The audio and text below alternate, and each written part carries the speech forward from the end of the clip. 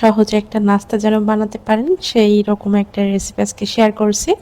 আশা করছি আপনাদের কাছে ভালো লাগবে, আর এটা খেতেও কিন্তু ভীষণ টেস্টি হয়ে থাকে। এটা বানাতে লাগবে আমাদের বেগুন, তো এখানে যে কোনো বেগুন দিয়ে বানিয়ে নিতে পারবেন। তো আমি এখানে লম্বা বেগুনটা ছিল, এই জন্য লম্বা বেগুনটা তো এত বড় করে আসলে বানানো অসম্ভব। তো এই জন্য আমি একটা বেগুন 3 ভাগ করে নিয়েছি। এরপর উপরের যে খোসা বা স্কিন সেটা কিন্তু আমি একটা পিলার দিয়ে ফেলে দিচ্ছি।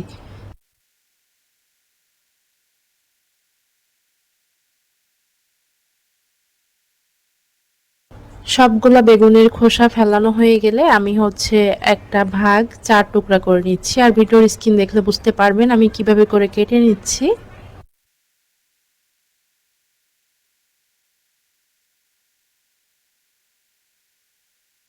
সবগুলো কাটা হয়ে গেছে, এখন আমি ধুয়ে নিব।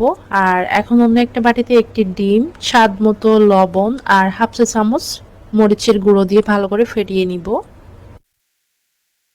সেই সাথে এই রেসিপির জন্য লাগবে আমাদের পাউরুটির গুঁড়া বা ব্রেড গ্রামস। এটা যে কোনো সুপার শপে কিনতে পাওয়া যাবে, চাইলে বাসায় বানিয়ে নিতে পারবেন। এখন আমরা যে বেগুনটা কেটে রেখেছিলাম সেটা ডিমের মাঝে চুবিয়ে তারপর কিন্তু পাউরুটির গুঁড়ার মাঝে এভাবে কোট করে নিতে হবে। একদমই সহজ এই নাস্তাটা, এভাবে করে সবগুলাই কোট করে বানিয়ে নিচ্ছি।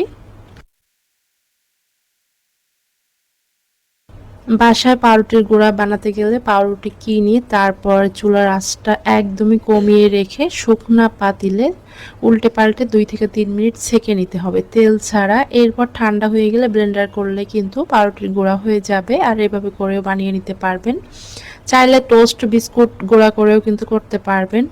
আর এখন এটা ভেজে নিচ্ছি, ভাজার জন্য তেল গরম হয়ে গেছে, আর গরম তেলে ভেজে নিতে হবে। তেলটা যখন ভালোভাবে গরম হয়ে যাবে তখনই আমি এই বেগুনের টুকরাগুলো দিয়ে দিচ্ছি। এরপর চুলা রাসটা মিডিয়াম টু হাই রেখে সবগুলা ভেজে নিতে হবে। এই নাস্তাটা একদমই ঝটপট, কম সময়ে কম উপকরণে বানানো যায়, আর খেতেও অনেক বেশি টেস্টি হয়ে থাকে। আর এটা বাচ্চারাও অনেক বেশি পছন্দ করে। আশা করছি আমার আজকের রেসিপি আপনাদের কাছে ভালো লেগেছে।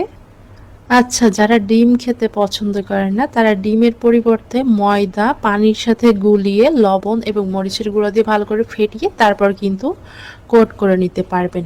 যারা ডিম ছাড়া খেতে পছন্দ করেন তাদের জন্য বলে দিলাম।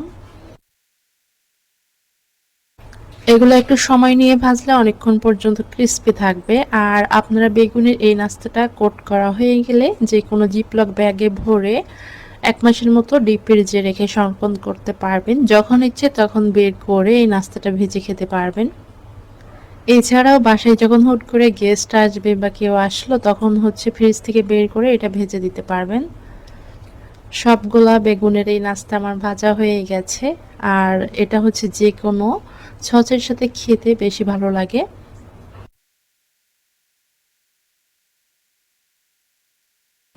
আমার কাছে এটা খাওয়ার থেকে দেখতে বেশি ভালো লাগতেছিল। আর এই যে আমি একটু ভেঙে দেখাচ্ছি।